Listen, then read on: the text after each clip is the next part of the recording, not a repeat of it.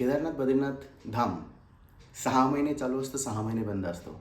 मग या 6 महिने बंद असलेल्या शीतकालीन प्रवाहामध्ये केदारनाथ, बद्रीनाथ, गंगोत्री, यमुनोत्री हे चारही धामाची मुख्य पूजा कुठं होते? असा विचार नक्कीच तुमच्या मनात आला असेल. आणि हां, आज तोच विषय मी तुमच्यासमोर घेऊन येत आहेत की शीतकालीन पूजेचे स्थळ केदारनाथ, बद्रीनाथ, गंगोत्री, यमुनोत्री उत्तराखंडातील चारही धामांचे आणि तसेच या चारही धामांची रक्षण करती धारी माता याच्याबद्दल आपण ह्या भागामध्ये जाणून घेणं. आपलं स्वागत आहे बैठक विथ निखिलमध्ये. मी निखिल मोराणकर आणि आपण जाणून घेऊया आपल्या आजच्या भागामध्ये शीतकालीन पूजास्थळांबद्दल, जे ह्या चारही धामांचं शीतकालीन काळातलं पूजेचं स्थान आहे. आता शीतकालीन म्हणजे कसं की जो नोव्हेंबर नंतरचा जो कार्यकाल असतो, म्हणजे जवळपास नोव्हेंबरपासून मेपर्यंतच्या काळामध्ये प्रचंड असं बर्फाचं म्हणजे उत्तराखंडामध्ये बर्फवृष्टी होत असते आणि त्याच्यामुळे ह्या स्थळांवर पोहोचणं अशक्य असतं. आणि त्या कारणास्तव प्रत्येक मंदिर यमुनोत्री, गंगोत्री, केदारनाथ, बद्रीनाथ चारही हे अशा ठिकाणी म्हणजे दुसऱ्या ठिकाणी पूजले जातात. त्यांची उत्सव मूर्ती तिथे आणली जाते आणि त्याची विधिवत पूजा जी ती त्या स्थळावर पार पडली जाते. तर त्या सगळ्या स्थळांबद्दल आता आपण जाणून घेणार आहोत. तर याच्यातलं महत्त्वाचं स्थळ म्हणजे आपण केदारनाथाचं जे मुख्य शीतकालीन स्थळ आहे. मेन केदारनाथाच्या मंदिरामध्ये एक मोठी बर्फवृष्टी आणि अत्यंत थंड हवामुळे ते बंद असतं. आणि त्या काळात भगवान शंकराची जी मूर्ती असते, उत्सव मूर्ती, जी पालखी असते, ती उखीमठ येथील ओंकारेश्वर मंदिराच्या इथं हलवली जाते. आणि आम्ही त्या मंदिराचं सुद्धा दर्शन घेऊन आलो आहे. खूप सुंदर असं मंदिर आहे. तिथं पंचकेदाराच्या सुद्धा मूर्त्या आहेत.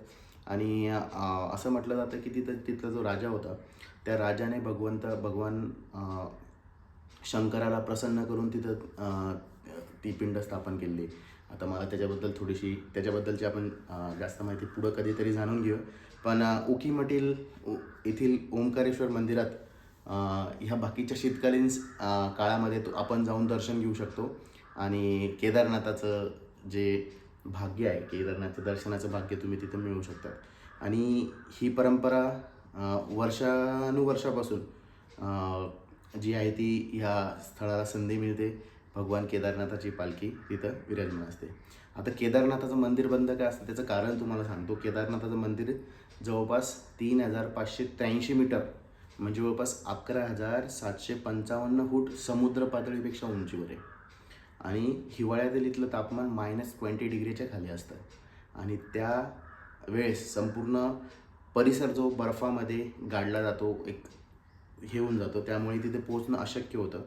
आणि ह्या काळात गौरीकुंड ते केदारनाथ मंदिरापर्यंतचा 22 किलोमीटरचा जो ट्रेक आहे तो पूर्णपणे बर्फाने भरलेला असतो. त्यामुळे यायला जायला रस्ताच नसतो. आणि त्या कारणास्तव, सुरक्षेच्या कारणास्तव तो जो मार्ग तो बंद असतो आणि यात्रा जी ती बंद असते. आता शीतकालीन यात्रा जी असते ती 24 ऑक्टोबरच्या आसपास सुरू होते, ज्यामध्ये उखीमठ सारख्या शीतकालीन स्थळांना लोक भेट देतात आणि ते दर्शन आपण घेऊ शकतात.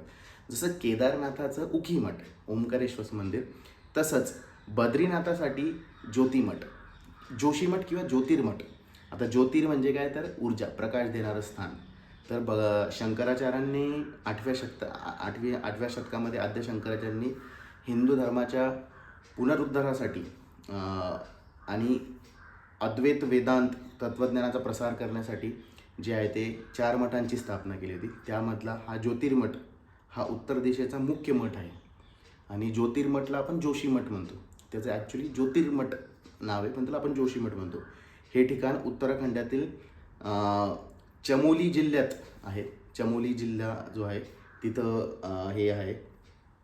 जवळपास सुमारे 6150 फूट समुद्र पातळीपेक्षा उंच असलेलं हे ठिकाण आहे. या धार्मिक ठिकाणाचं महत्त्व जे आहे ते या मठाचा संबंध अथर्ववेदाशी जोडला गेलेला आहे किंवा अथर्ववेदाची माहिती आहे. इथली जी मुख्य देवता आहे ती भगवान नारायण म्हणजे विष्णू आणि शक्ती म्हणजे पूर्ण गौरी माता यांचं इथं मंदिर आहे. आणि जोशीमठामध्ये जिथं आपण तिथं बद्रीनाथाची पूजा केली जाते शीतकालीन काळामध्ये, कारण की हिवाळ्यात बद्रीनाथ हे पूर्णपणे बर्फामुळे बंद असतं. तेव्हा भगवान बद्रीनाथाची गद्दी असते की जे आसन असतं. आणि उत्सव मूर्ती ही जोशीमठ येथील नरसिंह मंदिरात आणली जाते. आता मी मागच्या भागात तुम्हाला नरसिंह मंदिराबद्दल बोललो होतो की नरसिंहाचा उग्र अवतार तुम्ही सगळीकडे बघत असतात, पण इथला जे नरसिंहाचा अवतार आहे ती शांत मूर्ती तुम्हाला नरसिंहाची इथं बघायला भेटेल. भगवान विष्णूंच्या नरसिंह अवताराला समर्पित असलेलं ते मंदिर आहे. तिथं तुम्ही जाऊ शकता, शांत बसू शकतात. इथे जवळपास 2500 वर्ष जुनं असलेलं तुतीचं झाड आहे, ज्याच्या खाली बसून आद्य शंकराचार्यांनी तपस्या केली होती. तिथं त्याचं तुम्ही दर्शन घेऊ शकतात. शंकराचार्यांचं मठ आहे, जिथं शंकराचार्यांचे वास्तव्य असलेली गुहा आणि आश्रम तुम्हाला पाहता येतं. जोशी मठाला बद्रीनाथ, हेमकुंड साहेब आणि व्हॅली ऑफ फ्लॉवर्स या जे पर्यटनाचे क्षेत्र आहे त्याचं प्रवेशद्वार मानलं जातं. असं म्हणतात जोशी मठ हे बद्रीनाथाचं प्रवेशद्वार आहे. किंवा हेमकुंड साहेब जे हेलिकॉप्टरची सेवा आहे ना, तुम्हाला हेमकुंड साहेबसाठी पण भेटते आणि केदारनाथासाठी भेटते. हेमकुंड साहेबला पण तिथं पण व्हॅली ऑफ फ्लॉवर्स म्हटलं जातं. हेमकुंड साहेब तिथं गुरुद्वारा आहे, तिथं पण सुद्धा तुम्ही जाऊ शकतात. या मठाच्या प्रमुख जो आहे या ज्योतिर्मठाच्या किंवा जोशी मठच्या, त्याला अविमुक्तेश्वरानंद सरस्वती हे जे आहे ते येथील शंकराचार्य आहेत. स्वामी अविमुक्तेश्वरानंद सरस्वती, माफ करा मला, पण हे तिथले आहे. तर जसं केदारनाथाचं उखी मठ ओंकारेश्वर मंदिर, तसं बद्रीनाथाचं शीतकालीन मंदिर हे ज्योतिर्मठ इथलं किंवा जोशी मठ इथलं नरसिंह मंदिर. हे आपल्याला लक्षात पाहिजे, कारण की जर कधी अशा सिच्युएशनला आपण दर्शनाला गेलो होतं किंवा तुम्ही तेव्हा घेता तरी ह्या स्थळांचा सुद्धा त्यांना सुद्धा भेट द्या आणि तिथले सुद्धा दर्शन घ्या, जेणेकरून आपल्याला असं वाटलं नाही पाहिजे की मी ह्या स्थळाला भेटच दिली नाही म्हणून. मग आता केदारनाथ बद्रीनाथचं आहे, तर मग तसं गंगोत्री यमुनोत्रीचं पण असेल का? तर हो, गंगोत्री यमुनोत्रीसाठी सुद्धा तसं आहे. तर गंगोत्री जे आहे, गंगोत्रीचं जे धाम आहे ते कपाट जे बंद होण्यानंतर त्याची पूजाची मुखबा म्हणून मुखबा गाव आहे, तिथं तिची पूजा केली जाते. शीतकालीनच्या काळामध्ये जी उत्सव मूर्ती असते ती आणि मुखबा गावामध्ये खाली घेऊन येतात आणि तिथं तिची पूजा केली जाते. आणि भाईदूज, आपण भाऊबीजेच्या दिवशी परत गंगोत्री धामाचे जेव्हा कपाट बंद होतात, त्याच्यानंतर एक भव्य डोली यात्रा होती जिच्याने ती उत्सव मूर्ती जी मुखबा गावामध्ये आणली जाते. आणि पुढच्या 6 महिन्यासाठी गंगा मातेची जी पूजा अर्चना आहे ती मुखबा गावात होते. जसं परत सांगतो मी, लक्षात पाहिजे, केदारनाथाचं शीतकालीन मंदिर उखीमठ, बद्रीनाथाचं शीतकालीन मंदिर जोशीमठ आणि गंगोत्रीचं शीतकालीन मंदिर मुखबा. गावाचं नाव काय? मुखबा, लक्षात ठेवायचं आहे. आणि यमुनेत्रीचं काय? तर यमुनेत्रीसाठी खरसाली शीतकालीन मंदिर जे येते यमुनेत्रीचं, हे खरसाली गावामध्ये जे येते असतं. खरसाली गाव ज्याला खुशीमठ असं म्हटलं जातं, खुशीमठ असं म्हटलं जातं, जे यमुनेत्रीच्या मंदिरापासून जवळ 5 ते 6 किलोमीटर अंतरावर खाली, खूप असं लांब नाही पण 5-6 किलोमीटर अंतरावर खाली. यमुनोत्रीचे दरवाजे भाऊबीजला बंद होतात आणि त्याची उत्सव मूर्ती जसंच खरसाली मंदिरापर्यंत आणली जाते. पुढं 6 महिने तिथंच त्याची पूजा केली जाते. खरसाली येथे जे आहे ना, एक प्राचीन शनिदेवाचं मंदिर आहे, जिथं यमुना निवास करते ह्या 6 महिन्यांसाठी. धार्मिक मान्यतेनुसार असं आहे की शनिदेव हे यमुना मातेचे भाऊ आहेत, म्हणजे सूर्याची कन्या आहे ना यमुना, आणि सूर्याचंच हे आहे. त्याच्यामुळे त्या हिवाळ्यात आपल्या भावाच्या घरी राहतात. ठीक आहे. हिवाळ्यात भाविक जे असतात ते जर कधी तिथं गेले तर खरसाली गावामध्ये पोहोचून यमुनेचे दर्शन घेऊ शकतात. आता आम्ही तर खरसाली गावाला खुशीमठला गेलो नाही, पण जर कधी तुम्ही जाता तर नक्की जा, तिथलं दर्शन घ्या, ते पण आपल्यासाठी एक चांगलं असू शकतं. तर आता 4 धामांचे जे शीतकालीन मंदिर ते तुम्हाला सांगतो परत एकदा. केदारनाथासाठी उखीमठ ओंकारेश्वर मंदिर, बद्रीनाथासाठी जोशीमठ नरसिंह मंदिर, गंगोत्रीसाठी मुखबा गाव आणि यमुनोत्रीसाठी खुशीमठ येथील शनी मंदिर, हे यांचे शीतकालीन मंदिर, तिथं पूजा अर्चना होते. म्हणजे बघा किती हे कधींचं चालू, वर्षानुवर्षापासून ही परंपरा चालू आहे. आज नाही आहे किंवा आज कोणीतरी येताना स्टार्ट करते, ही वर्षानुवर्षापासून चालू असलेली परंपरा आहे. म्हणजे किती प्रॉपर प्लॅनिंग असेल किंवा प्रत्येक गोष्टीचा किती विचार केला गेला या गोष्टींचा. मी म्हणतो मी खूप भाग्यशाली मी अशा धर्मामध्ये जन्माला आलो, हिंदू धर्मामध्ये, की जिथं आपला धर्मच सायन्ससोबत जोडला गेला. आता बऱ्याचशा जण याच्यावर कॉन्फ्लिक्ट करू शकतात, पण मी म्हणतो की हा एकमेव धर्म आहे माझा, जो झाडांची पूजा करतो, जो नद्यांची पूजा करतो, जो पर्वतांची पूजा करतो, त्यांना आपला भगवंत मानतो. आणि याच्यापेक्षा बेस्ट काहीच असू शकत नाही, कारण की आम्ही निसर्गाला देव मानतो, आम्ही निसर्गाला देव मानणारे लोक आहे. आणि हीच आपली संस्कृती आहे की ज्याच्यामुळे हा भारत सदैव सहिष्णू राहिला आहे आणि सगळ्यांना सामावून घेऊन राहिलेला आहे. कारण की आम्ही ज्या जमिनीवर पाय ठेवतो सकाळी उठल्यानंतर, त्याच्यासाठी सुद्धा आम्ही समुद्रवसने देवी पर्वतस्थान मंडली विष्णुपत्नी नमस्तुभ्यं पादस्पर्शनस्महे. सकाळी उठल्यानंतर कराग्रे वसते म्हणून आपण भगवंताची हे करतो, भगवंताला आजच्या दिवसासाठी आम्ही हे करतो. झोपताना आपण कृष्णाय वासुदेवाय हरये परमात्मने प्रणतक्लेक्षणाशाय गोविंदाय नमः नमः. म्हणजे आपण खूप भाग्यशाली आहोत जर तुम्ही ह्या गोष्टींचं बघा. आणि आपल्याला आपलं नशीब इतकं चांगलं आहे की आपण अशा देशात राहतो की जे निसर्ग संपत्तीने पूर्ण भरलेला आपला देश आहे. तुम्हाला जग फिरायची गरज नाही, आपण नुसते आपले धार्मिक स्थळं जरी फिरून आलो तर एवढं तुम्ही बघतात की विचार करायची गरज नाही. मी ठरवलं आहे, मी जसं पहिले पण बोललो तुम्हाला की मी जग तर फिरेलच, पण पहिले मला पूर्ण भारत फिरायचं आहे, संपूर्ण भारत फिरायचं आहे आणि ते मी नक्की फिरेल. तर हे 4 स्थळ आपण बघितले. आता एक महत्त्वाचं स्थान ज्याला आम्ही भेट दिली आणि ह्या स्थानाचं महत्त्व हे तुम्हाला समजेल जेव्हा मी याच्याबद्दल तुम्हाला बोलेल. तर हे जे स्थान आहे ज्याच्याबद्दल मी बोलणार आहे की हे 4ही धामांची रक्षक देवता, हे जे 4 धाम आहे केदारनाथ, बद्रीनाथ, यमुनोत्री, गंगोत्री, याची रक्षक देवता म्हणून धारी देवीला बघितलं जातं. आता धारी देवीचं जे हे मंदिर आहे हे श्रीनगर, गढवाल जिल्ह्यातील उत्तराखंडामधील श्रीनगर या गावामध्ये अलकनंदा नदीच्या काठावर बसलेलं एक प्राचीन मंदिर आहे. अत्यंत पूजनीय मंदिर आहे. ह्या मंदिराची महती अशी आहे की तुम्ही थक्क व्हाल या गोष्टी ऐकून. असं म्हणलं जातात की बऱ्याच वर्षांपूर्वी कालीमठाच्या बद्दल मी बोललो तुम्हाला. कालीमठाला आम्ही गेलो, जिथं देवीच्या जटा बघायला भेटतात. तिथं एक भीषण असा महापूर आला होता आणि तिथली जी मूर्ती होती देवीची तिथून जी मूर्ती वाहून इथपर्यंत आली. आणि ती मूर्ती एवढेच, फक्त मान आहे मूर्तीला, खालचा कोणता फक्त मुख रूपात ती मूर्ती आहे देवीची. आणि तिथल्या नागरिकांना ती मूर्ती तिथं भेटली आणि तिथं त्यांनी तिची स्थापना केली. आणि हे मंदिर कसं आहे माहिती आहे तुम्हाला? हे पूर्ण मोठ्या नदी पात्रामध्ये, गंगेच्या अलकनंदेच्या पात्रामध्ये ते मंदिर उभारण्यात आलं आहे. आणि ही जी देवी, धारी देवी, उत्तराखंडाची रक्षक मानली जाते. स्थानिक मान्यता आहे त्याच्यानुसार ह्या 4ही धामांच्या रक्षणासाठी संरक्षक म्हणून धारी देवीचं पूजा केली जाते. ह्या मंदिराचा वरचा भाग जो आहे तो तिथं तुम्हाला बघतो मूर्तीचा वरचा भाग, आणि खालचा जो भाग आहे कालीमठ इथं आहे असं म्हणलं जातं. असं म्हटलं जातं काय, मी माझे अनुभव सांगतो. तिथली जी मूर्ती आहे ना, तुम्ही जर गेल्यानंतर तुम्हाला सकाळी ती जी मूर्ती आहे ती एक लहान बालिकेसारखी वाटते. दुपारच्या वेळा तुम्ही जेव्हा दर्शन घेशाल तर तुम्हाला असेल की एक युवती आहे, आणि संध्याकाळच्या क्षणाला तुम्हाला असं वाटेल की एक वयस्क स्त्री आहे म्हणून. म्हणजे दिवसातनं 3 वेळा चेहरा बदलते ती मूर्ती. आणि हे तुम्ही ऑब्झर्व करू शकता. तुम्ही इंटरनेटला जाऊन फोटोज बघा, तुम्हाला कोणत्याच फोटोमध्ये सेम चेहरा दिसणार नाही. प्रत्येक वेळेला चेहरा चेंज झालेला असेल. ही खासियत आहे. भगवंताने तर काय ही लीला नाही तर काय. तर खरंच. आणि 2013मध्ये अलकनंदा नदीवर धरण बांधत असताना इथलं जे मूळ मंदिर जे आहे ते तिथून स्थानावरून हलवण्यात आलं होतं.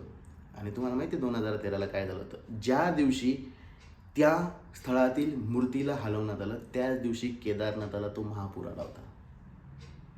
त्याच दिवशी तो केदारनाथाचा महापूर आला होता. आणि असं म्हटलं जातं की तुम्ही त्या मंदिराला हलवलं त्याच्यामुळे तो महापूर आला. आणि हे सत्य घटना आहे की महापूर आला. आणि तोच क्षण आदल्या दिवशी रात्री ती मूर्ती हलवण्यात आली आणि दुसऱ्या दिवशी महापूर आला, प्रलय आला. पूर्ण उत्तराखंड तहस-नहस होऊन गेलं होतं. केदारनाथाचं मंदिर सोडून बाकी सगळ्या गोष्टी तिथल्या संपल्या होत्या. हजारो लोकांनी आपले जीव गमावले होते. मूळ स्थान हलवलं एक कारण होऊ शकतं. आणि ही तिथली मान्यता आहे. आणि आपण म्हणू की ठीक आहे चला की नाही हे नैसर्गिक आपत्ती होती, आपल्याला काय माहिती. पण मग कसं काय असं शक्य आहे? हिला संरक्षण देवता मानलं जातं पहिल्यापासून, आणि त्याच दिवशी आदल्या दिवशी मूर्ती हलवली आणि दुसऱ्या दिवशी प्रलय आला. नक्कीच काहीतरी असणार ना. तर हे आपल्याला समजून घेणं खूप गरजेचं आहे. भगवंत आहे मी असं म्हणतो. त्यानंतर 2023मध्ये देवीची मूर्तीची परत मूळ स्थानावर जे नवीन बांधलेल्या मंदिरात स्थापित करण्यात आली. खूप सुंदर आहे. तिथं तुम्ही बोटिंग वगैरे पण करू शकतात. मंदिरात खाली उतरून पायी जाऊ शकतात आणि तिथून तुम्ही दर्शन घेऊ शकतात. तर इथला किस्सा सांगतो तुम्हाला. आम्ही सगळे दर्शनं घेऊन रिटर्न असताना आम्ही धारी देवीच्या मंदिरात आलो होतो. धारी देवीच्या मंदिरात जात असताना तुम्हाला उतरून जावं लागतं आणि चढून यावं लागतं. म्हणजे नॉर्मली दुसरीकडे चढावं लागतं आणि इथं उतरून जावं लागतं, मंदिरात जायचं, दर्शन घ्यायचं आणि चढून वरती यायचं. आता मी म्हणतो ना की जोपर्यंत भगवंताचा तुम्हाला बुलावा नाही आहे, जोपर्यंत भगवंत तुम्हाला बोलवत नाही, तुम्ही त्याच्या दारात जाऊच शकत नाही. आम्ही दर्शन घेऊन रिटर्न येत असताना मला एक गुजराती परिवार भेटला. जवळपास 20 ते 25 जणांचा त्यांचा परिवार होता. आणि त्यांनी सांगितलं की आम्ही 2 ऑक्टोबरला केदारनाथला होतो आणि ते म्हणे की आम्ही 3-4 तारखेला आम्ही केदारनाथासाठी निघालो, पण वातावरण खराब आहे असं आम्हाला सांगण्यात आलं आणि त्याच्यामुळे आम्ही पुढे जाऊ शकलो नाही. आणि ते रिटर्न आले. ते धारीदेवाच्या दर्शनास तिथं आम्हाला भेटले ते. म्हणजे जोपर्यंत भगवंत त्याची इच्छा नाही ना, तुम्ही त्या दर्शनाला, त्या मंदिरात नाही जाऊ शकत. त्याचं तुम्हाला बोलवणं असलंच पाहिजे, त्याच्याशिवाय तुम्ही जाऊ शकत नाही. आणि इतक्या लांबून आलेले लोक, त्यांचं दर्शन झालं नाही. आम्ही बद्रीनाथ असताना पण आम्हाला एक महाराजांनी सांगितलं की आपल्या महाराष्ट्रातलंच कोपरगावचा एक परिवार होता, जवळपास एक ग्रुप होता 25 ते 30 जणांचा.